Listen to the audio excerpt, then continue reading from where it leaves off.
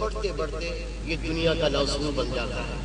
بس اس کا واحد حل یہ ہے اللہ کی ذات کے حکم پر لبیک ہو، رسول پاک کی تعلیمات کو اپناؤ، اس کے سوا اس کا کوئی حل نہیں۔ اور جب اسے قبول کر لیں گے، صرف نعروں سے نہیں، باتوں سے نہیں، باعمل ہو کر اور عمل بھی اخلاص کے ساتھ، اللہ ہمارے ساتھ ہوگا، اور جس کے ساتھ خدا ہو وہ کبھی شکست نہیں کھاتا۔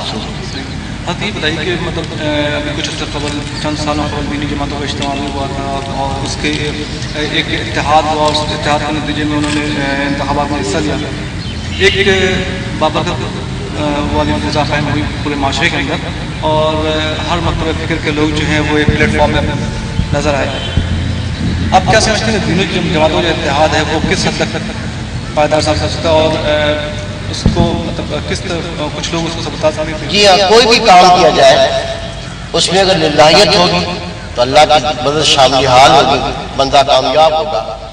کام بے شک بہت بڑا ہو، اس میں للہیت نہ ہو، خدا کی رضا نہ ہو، اپنے مقاصد آ جائیں، اپنے ذاتی مفادات آ جائیں، تو وہ کام پھر پائے تکمیل تک نہیں پہنچتا۔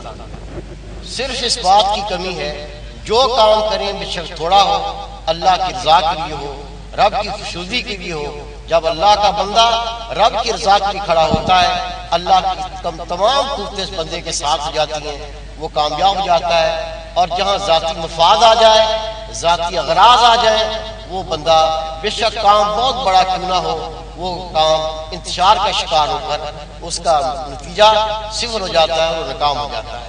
اخلاص کی ضرورت ہے۔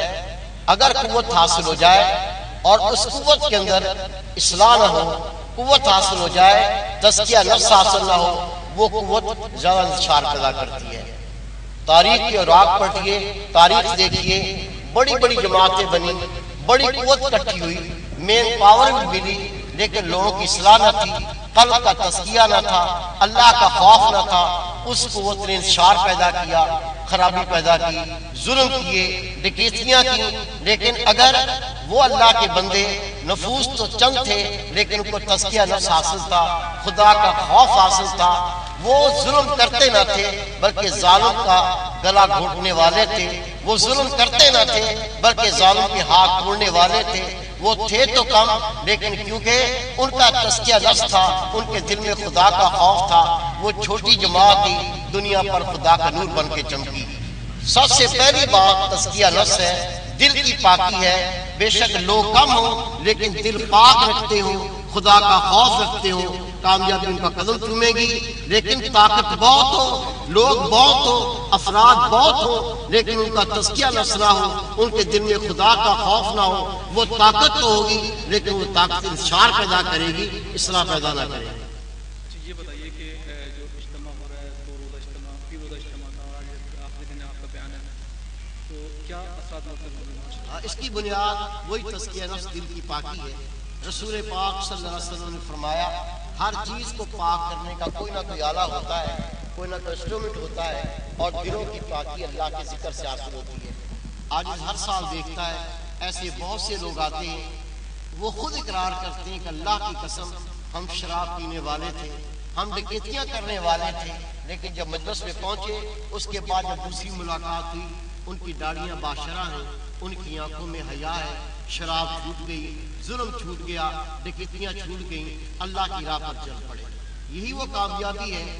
آج اگر 1 سے 2 ہیں، کل 2 سے 4 ہیں، 4 سے 16 ہیں، اور انشاءاللہ تعالی حق کی فتح ہوتی ہے۔ اگر یہ لوگ جن کو اللہ اپنا خوف دے دے اکٹھے ہوتے رہیں گے، بے شک یہ لوگ کم ہی ہوں گے، لیکن اللہ تعالیٰ ان کے باطن کے تزکیے کی طفیل سے، باطن کی پاکی کے صدقے سے اللہ ان کو ایسا رہنما بنا دے گا، ایک ایک شخص علاقے کو روشن کرنے والا بن جائے گا، رہبر بن جائے گا۔